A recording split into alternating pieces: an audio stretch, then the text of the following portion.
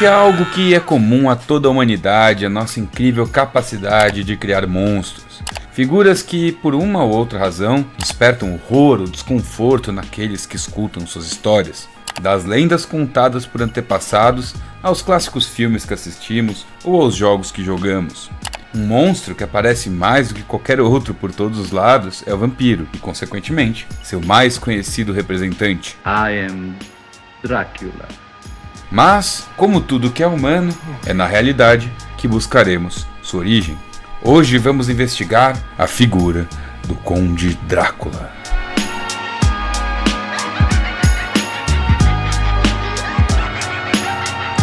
O conceito de uma criatura monstruosa que suga o sangue ou energia vital de suas vítimas existe em tudo quanto é mitologia. Mas o vampiro, aos moldes de hoje em dia, com medo do sol, com presas que sugam sangue, é bastante moderno e apareceu na Europa em meados de 1800.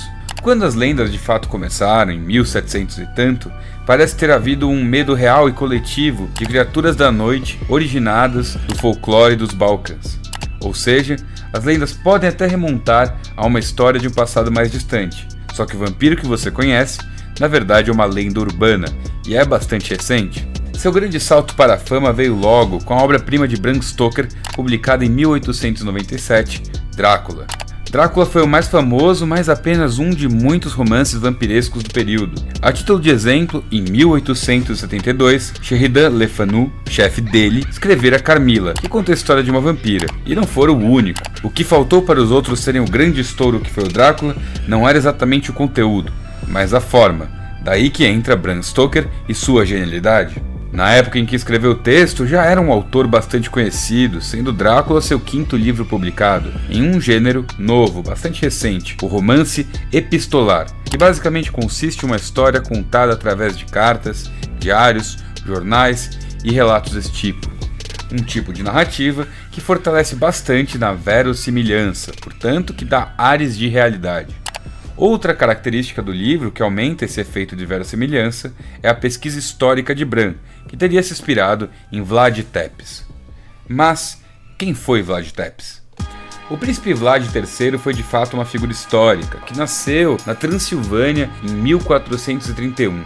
Também foi em 1431 que seu pai recebe o famoso apelido que dá origem ao nome Drácula. O imperador germânico Sigismundo convocara seu pai Vlad a Nuremberg e nomeou-o para a Ordem do Dragão, um grupo de cavaleiros dedicados à defesa do imperador e da cristandade contra a ameaça turca. Vlad gostou tanto da honraria que adotou o título Dracul, ou o dragão. Drac é dragão em romeno, enquanto U equivale a O. Vlad Dracul, Vlad o dragão. Quando adulto, seu filho também entrou para a Ordem do Dragão e se tornou Draculea, ou Drácula, filho do dragão.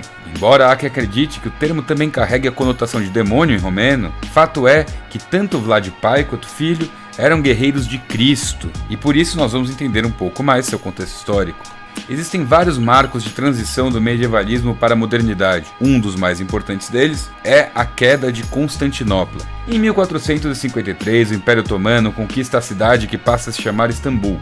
Nos séculos seguintes, a vitória sobre os bizantinos, os otomanos seguem enfrentando os cristãos europeus na tentativa de dominar o continente. Entre 1715 e 1718, porém, eles são brecados pela Áustria. De 1853 a 1856, o Império Otomano também entra em conflito com a Rússia, na Crimeia. Em jogo, os territórios onde ficam hoje a Romênia e a Ucrânia. E com o apoio da França e da Inglaterra, os turcos acabam vencendo. Essa expansão que nós resumimos para você marcou a modernidade e também a vida de Vlad.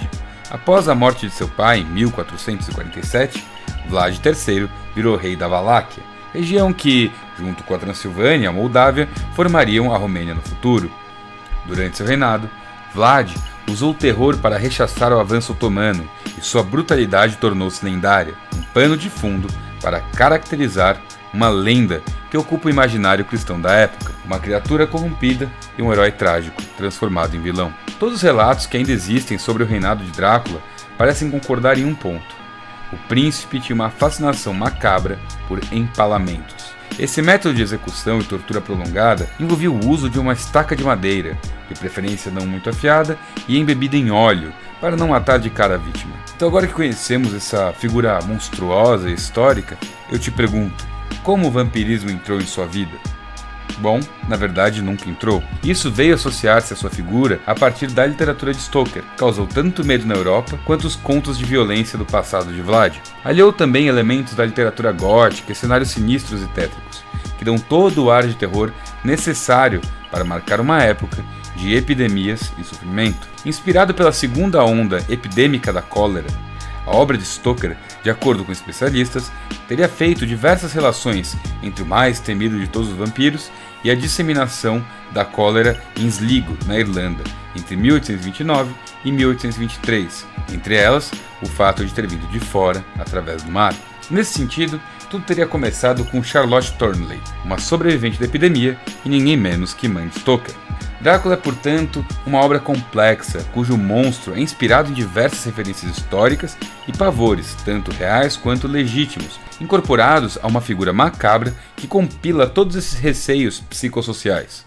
Um retrato ambivalente de sua época, que traz um pouco do triunfo da modernidade, mas também mostra uma Europa assombrada por seu próprio passado e suas próprias crenças.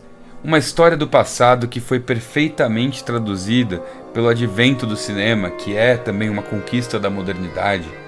Drácula é, a seu modo, um fenômeno pop, assim como todos os filmes de vampiros nunca deixaram de ser. Bom, dessa história a gente tira o seguinte: é impressionante como nossos monstros dizem muito a respeito de quem nós somos e de qual momento histórico nós vivemos.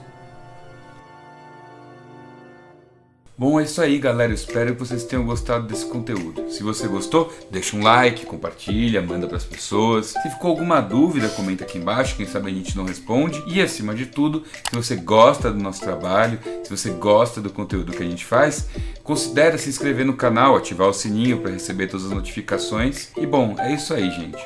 Um gigantesco abraço. Tchau, tchau.